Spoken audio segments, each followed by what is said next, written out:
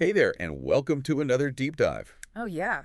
Today, we're taking on this idea of hmm turning obstacles into opportunities. Right. And to do that, we're going to be looking at Ryan Holiday's book, Okay. The Obstacle is the Way. Yeah, it's a good one. Yeah, and he dives into this whole Stoic philosophy thing and Oh, how yeah. it's still relevant. It's really cool how he does that. Like, Yeah. he doesn't just, give you all this philosophy. It's Uh, like interwoven with all these uh, historical stories and like practical strategies. Hmm. And it really brings it to life. It does. And It's not just theory. It's yeah, like, yeah. here's how you actually apply this stuff. Exactly. Yeah. And he has some amazing figures from history, Oh, yeah. like John D. Rockefeller, we're going to be talking about, Mhm. Steve Jobs, Mm-hmm. Reuben Hurricane Carter, Yeah. even, He's got a great story. yeah, Really show. Thomas Edison's reaction to his factory burning down, Oh, yeah. That's a good one. which is just wild. That's classic stoicism right there. So we're going to unpack all that and more. Yeah. Should be fun. Yeah. It's like giving you a new lens, Yeah. this Stoic-inspired toolkit to reframe and overcome Mm-hmm. any obstacle you might face. I like that. Yeah. So let's get into it. Let's do it. Okay, so the first big idea that Holiday really digs into is Mhm. this power of perception. Okay. And he kicks things off with John D. Rockefeller Mm-hmm. during the Panic of 1857. Oh, yeah. Now, most people saw this financial crisis as a total disaster. Of course. Yeah. But Rockefeller, he saw, Opportunity. yeah, Which is key, right? It is. Like, that's the whole point of the book is that Right. we have a choice in how we perceive these obstacles. Mhm. And Rockefeller, he's a great example of that because instead of freaking out, right. he studied the market, Mhm. stayed disciplined, Mhm. and ended up coming out of that crisis Yeah. even stronger and wealthier than before. And he attributes his success to that experience. That's amazing. It is. And it's not just some random success story. No, it's... He directly says Yeah. About that Yeah. made him. And Holiday also talks about Reuben Hurricane Carter, Okay, yeah. the boxer, Mm-hmm. who was wrongly convicted of murder. Right. And, instead of giving in to despair, Yeah. he chose to maintain his inner freedom Wow. while he was in prison. That's powerful. Yeah. So he was physically in prison, but But mentally free. Yeah. He used that time to Mhm. study, yeah. to write his autobiography, Wow. and to fight for his exoneration. He Mhm. really embodies that Stoic principle of Wow. focusing on what you can control, Right. which is your thoughts, your reactions, Mhm. even when things are incredibly tough. It's a perfect example of how our perception shapes our reality. Totally. And Holiday brings up this really interesting concept from Mhm. Miyamoto Musashi, the legendary samurai swordsman. Right. It's the observing eye. Yeah, the observing eye, it's all about Yeah. seeing things clearly and objectively, Okay. not letting your emotions cloud your judgment. So it's like separating facts from Yeah, fiction, sure. seeing the situation for what it truly is. So And you can respond strategically instead of just reacting out of fear or anger. it's like taking a deep breath before you react, Yeah. getting some perspective. Yeah. Speaking of staying calm, Holiday shares this fascinating story about Okay. Ulysses S. Grant. Oh, yeah. Grant was famous for his composure under pressure. Oh, for sure. Holiday talks about this incident where Grant was having a photo shoot done Okay. and shards of glass started raining down on him. Oh, wow. And Grant didn't even flinch. Really? Yeah. Wow. Talk about Yeah. nerves of steel. And that unflappability was a Mhm. big part of his success Right. as a military leader. Because He didn't let stress Mhm. dictate his reactions, Right. so he could think clearly and strategically. You got to stay calm. Exactly, That's yeah. Holiday's point, is that Yeah. when we're facing obstacles, Yeah. controlling our emotions is Right. crucial. Yeah. Because if you let your emotions run wild, Hmm. you're going to make hasty decisions that Mm. you might regret later. Yeah. But when you stay calm, Hmm. you can think rationally and Mhm. act strategically. This reminds me of another figure that Okay. Holiday discusses, Steve Jobs, and his reality distortion field. Oh, yeah, Steve Jobs. Yeah, I was like, It was like he could bend reality Yeah, to his will. right, making impossible things possible. Yeah. But Holiday points out that this ability to shift perspective Mm-hmm. isn't just for visionary entrepreneurs. You're Right. saying anyone can develop this.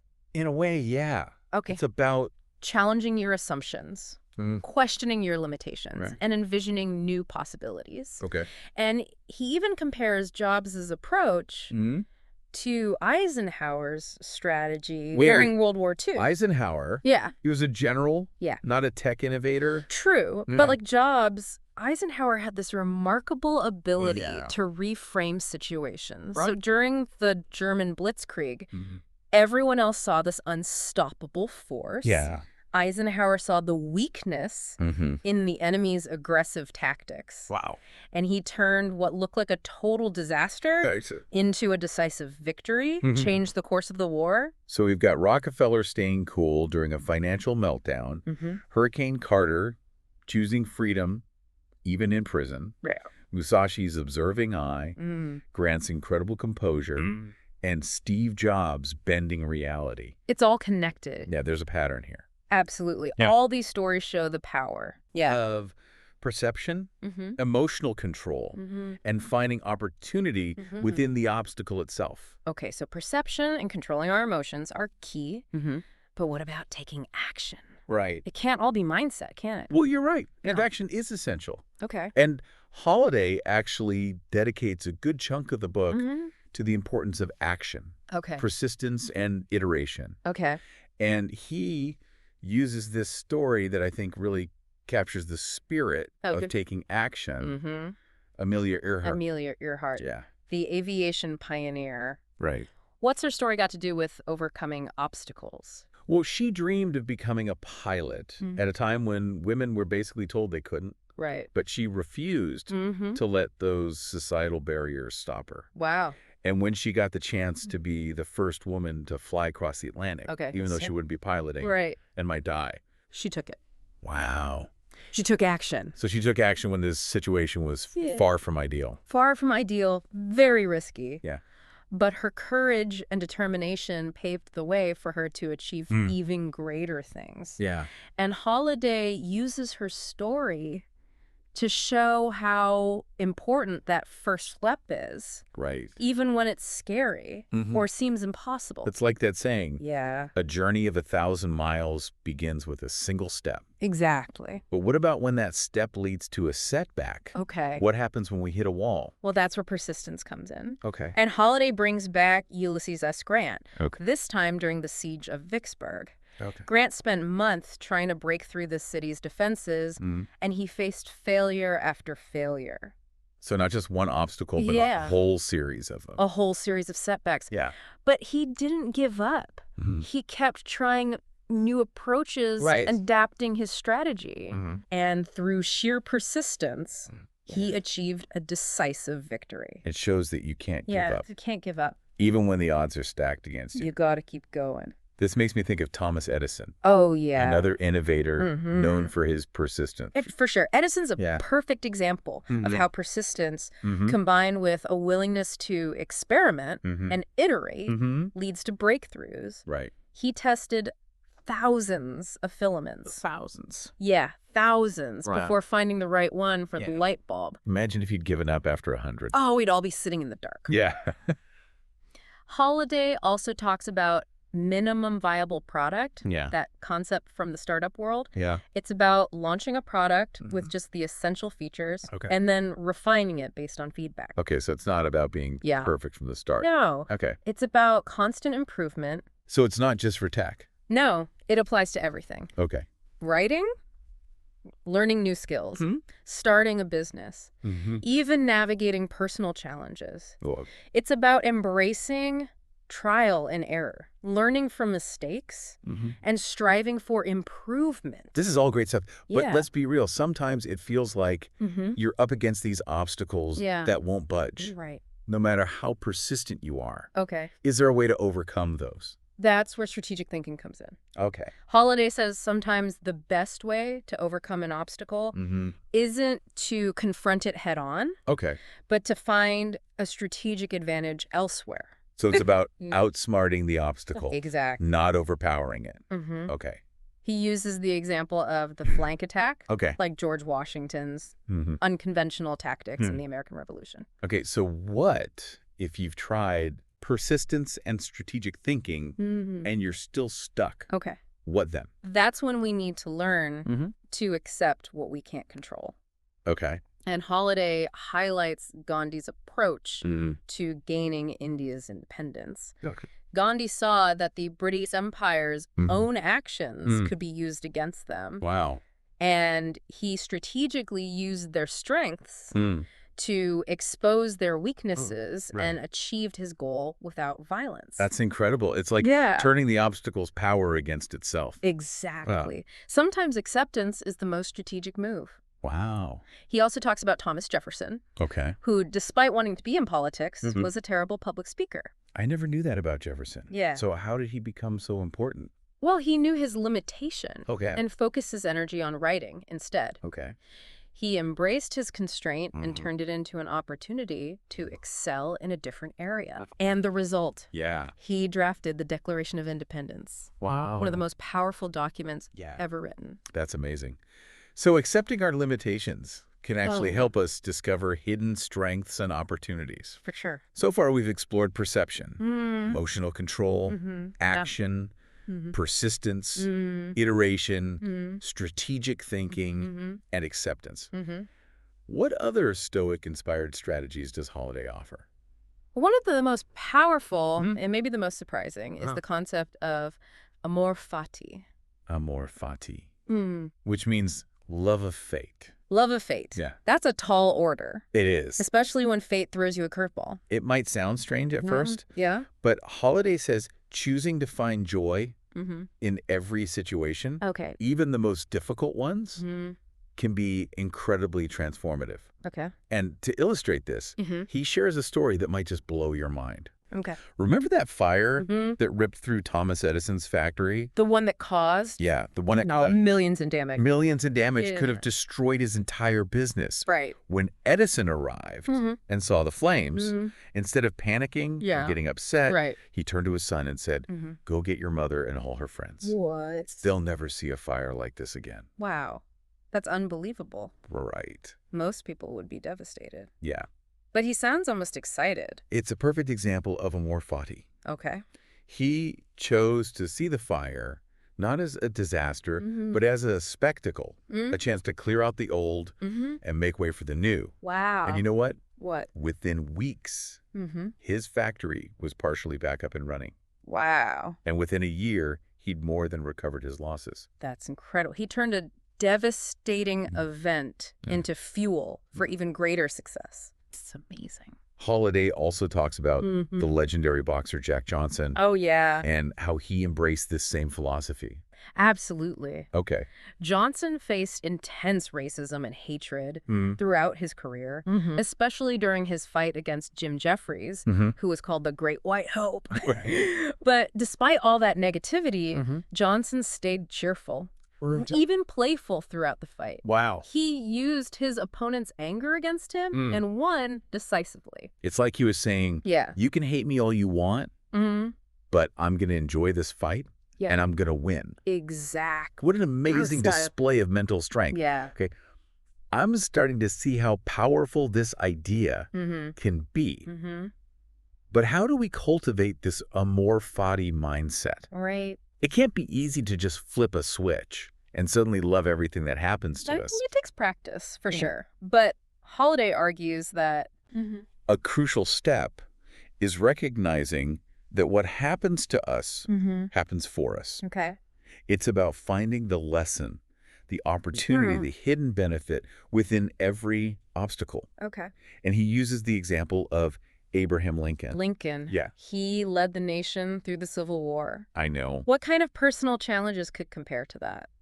You might be surprised. Okay. Lincoln dealt with severe depression. Oh, wow. The death of his young son. Repeated political setbacks before becoming president.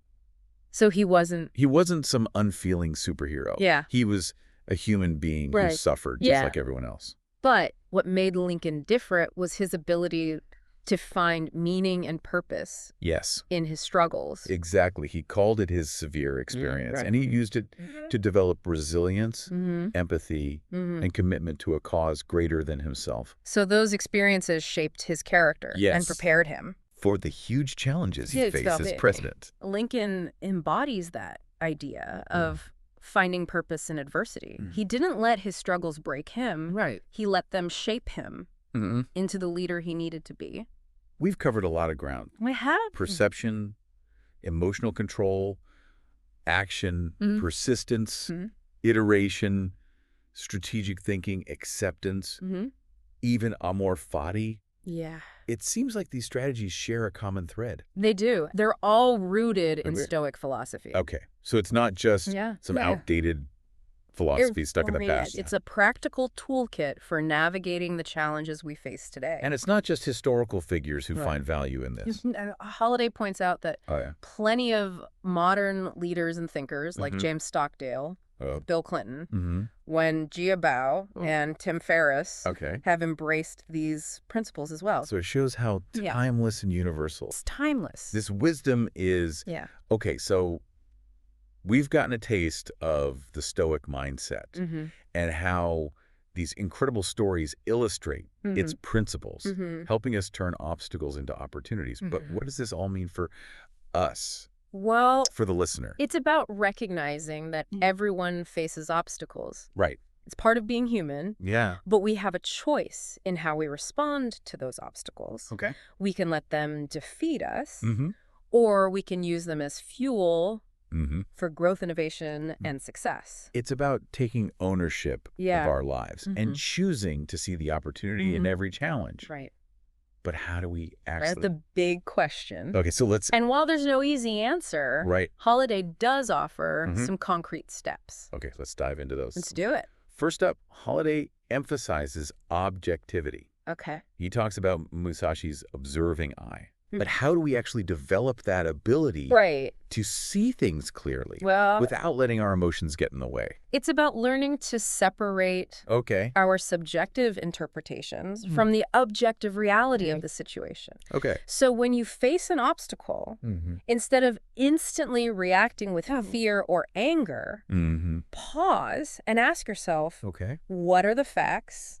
What's in my control? What are my options? It's like taking a mental step back. Exactly. Creating space between the event and your emotional response. Right. This reminds me of what Holiday says about controlling emotions. Okay. He uses the example of astronauts training to stay calm under pressure. Yeah, because when our emotions are running high, our thinking gets cloudy and we make bad decisions. Right. So practice techniques like mindfulness, deep breathing, or even just counting to 10. Yeah. Before reacting to a tough situation.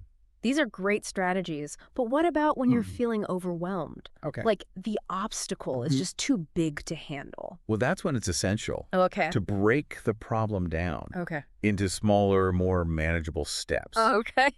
Remember Coach Nick Saban's The Process? Yeah. It's about focusing on the task at hand, doing your best, and then moving on to the next step. So don't get bogged down by the enormity of the obstacle. Yeah. Just focus on what you can do right now. Right now. Okay. And don't be afraid to ask for help. Okay. Remember the story of James Pollard Espy? No. He couldn't even read until he was 18. Wow. But he didn't let that stop him from achieving his goals. He found a mentor, Henry Clay, who helped him learn the alphabet. Wow. One letter at a time. It reminds us that even the most difficult challenges can be overcome with the right approach and support. With the right approach and support. What else does Holiday recommend? One of the most crucial and often overlooked steps is taking action. Okay. It's easy to get stuck overthinking and procrastinating on that first step. Yeah. Remember Amelia Earhart and her willingness to seize any opportunity. Like that saying, don't let perfection be the enemy of good. Exactly. Taking action, even if it's imperfect, creates momentum, which often leads to new insights, opportunities, and unexpected breakthroughs. Okay, but what about when that action leads to failure? Okay. It can be discouraging to put yourself out there only to fall flat. Well, that's where persistence and iteration come in. Right. Holiday emphasizes embracing failure as a learning opportunity. Okay. Think of Thomas Edison and his endless search for the right light bulb filament. And Grant's relentless siege of Vicksburg. He faced setback after setback, but he never gave up. Right. Every failure gives you Exactly. valuable feedback. It helps you refine your approach. Yeah. Spot weaknesses, develop more effective strategies. So don't be afraid Okay. to experiment, try new things, and fail forward. Okay, so we've got objectivity, emotional control, breaking down the problem, taking action, persistence, and iteration. What other strategies does Holiday recommend? One of the most powerful, one we've touched on already, is finding the strategic advantage within the obstacle itself. Okay. Holiday calls this the flank attack. We talked about George Washington and Erwin Rommel. Right. But can you give us some more concrete examples of how to apply this? Okay. So think about a time when you faced stiff competition, Okay. maybe for a job or a promotion, instead of trying to beat the competition at their own game where they already have an advantage. Look for an area where you excel, Okay. where you offer something unique. So it's about finding your niche, Exactly. your strengths, and using them. Yes. Okay. Another example is when you're trying to convince someone of something, Okay. but they're resistant. Instead of arguing head on, Right. which can make them dig in their heels, try finding common ground, appealing to their values, or presenting evidence that resonates with them. So it's about understanding their perspective and finding a way to bridge the gap. Exactly. Okay. And sometimes the best strategy is to use the obstacle's own power against it. Okay. Remember Gandhi and how he gained India's independence? Yeah. He recognized the contradiction in British policies and used those contradictions to achieve his goal. Like that saying, judo is about using your opponent's strength against them. Precisely. Okay. It's about finding creative ways to use the obstacle's power to your advantage. This has been a really insightful deep dive. It has. We've explored the power of perception, emotional control, the importance of action and persistence, the value of strategic thinking and acceptance, the transformative power of amor fati. Yes. So much good stuff. So much good stuff. But there's one crucial element that we haven't discussed yet. Okay. Building inner strength. You're absolutely right. Okay. Building inner strength is fundamental to navigating obstacles effectively. And Holiday dedicates a whole chapter to this. Okay. And the story of Theodore Roosevelt. Teddy Roosevelt. Yeah. The Rough Rider. Right. What does his story have to do with inner strength? Well, as a child. Roosevelt was incredibly frail and weak. Really? Plagued by severe asthma. Wow. His father challenged him to make his body. Young Teddy took those words to heart and dedicated himself to intense physical training. Wow. So he... For years. Transformed himself. He did. From a sickly kid into this strong, energetic force of nature. Exactly. And that physical transformation was the foundation for his incredible mental and emotional resilience. Right. Okay, so... He faced many challenges. The deaths of his wife and mother, political setbacks, even an assassination attempt. Wow. But he met every obstacle with unwavering strength and determination. It sounds like he had this inner reservoir of strength that he could tap into whenever things got tough. That's the idea. Okay. Holiday argues that we can cultivate that same inner strength. Okay. It's not about becoming physically imposing, like Roosevelt. It's about developing our mental, emotional, and spiritual resilience. Okay. So how do we go about... Right. That's the question. Yeah. How do we build this inner strength? Well, Holiday takes inspiration from the Stoics, who saw themselves as mental athletes. Okay. They believed that just like any muscle, the mind could be strengthened through rigorous training. So it's about mental discipline. Yes. Pushing ourselves beyond our comfort zones, learning to handle hardship. And it's not just about passively enduring hardship. Okay. It's about actively seeking out challenges that force us to grow. Okay. Roosevelt, for example, deliberately sought out physically demanding activities like hiking, hunting, boxing, believing that they strengthened his mind and spirit as well as his body. So he intentionally put himself in situations that forced him to develop resilience. Exactly. Okay, so it's not about It's not about avoiding challenges. Yeah. It's about seeking them out Okay. as opportunities for growth. Are there other strategies There are. for building inner strength? One practice he highlights is the Stoic exercise of negative visualization. Negative visualization. Yeah. That sounds a little counterintuitive. It might sound counterintuitive, Okay. but it's about mentally preparing yourself Okay. for potential setbacks and challenges. So it's like a mental rehearsal It is. or worst case scenarios. Exactly. Okay. Holiday uses the example of a CEO who, before launching a major project, Okay. gathers her team and asks, imagine this project fails completely. Okay. What went wrong? Okay. By mentally preparing for potential setbacks, we're less likely to be blindsided and more likely to respond effectively when things don't go as planned. It's about anticipating obstacles yes. and having a backup plan. Exactly. It reminds me of that Mike Tyson quote. Oh, yeah. Everyone has a plan until they get punched in the face. That's a good one. Right. Life rarely goes according to plan. No, it doesn't. But by mentally preparing for setbacks, we develop the resilience to take those punches and keep moving forward. Okay, so we've got physical and mental discipline, negative visualization. Are there any other practices? One of the most powerful practices, and perhaps the most challenging, is meditating on our own mortality. Meditating on our mortality. Yeah. That sounds a little intense. It might seem that way at first. Okay. But the Stoics believed that contemplating death could actually enhance our appreciation for life and give us a greater sense of urgency and purpose. It's like that saying, live each day as if it were your last. Exactly. Yeah. Holiday shares the story of Michel de Montaigne, a French nobleman who had a near-death experience and emerged with a newfound zest for life. Montaigne became a prolific writer and thinker, and he attributed his creative awakening to his brush with death. So it's not about dwelling on death in a negative way, No. but using it as a catalyst for living more fully and intentionally. Exactly. Okay, this deep dive has been incredible. It has been. We've explored so much, the power of perception, emotional control, the importance of action and persistence, the value of strategic thinking and acceptance, the transformative power of amor fati, the significance of building inner strength, so much more. So much. It seems like the key takeaway here is that obstacles are an inevitable part of life. But what defines us is not the obstacles we face, but how we choose to respond to them. Exactly. It's about adopting that Stoic mindset.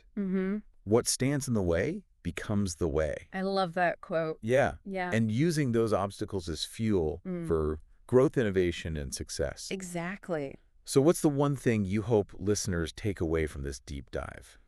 Remember, you are not defined by the obstacles you face, but by how you choose to respond to them. Embrace the Stoic mindset and turn your obstacles into opportunities for growth and success. What stands in the way becomes the way. That's a powerful message. Yeah. A huge thank you thanks for guiding us through this insightful exploration. My pleasure. Of turning obstacles into opportunities. Yeah. For our listeners, if you want to delve deeper into these ideas, check out Ryan Holiday's The Obstacle is the Way, the Stoic Reading List, and the additional resources we've linked in the show notes. Awesome. Until next time, yes. Keep learning, keep growing, and keep turning those obstacles into opportunities. Absolutely.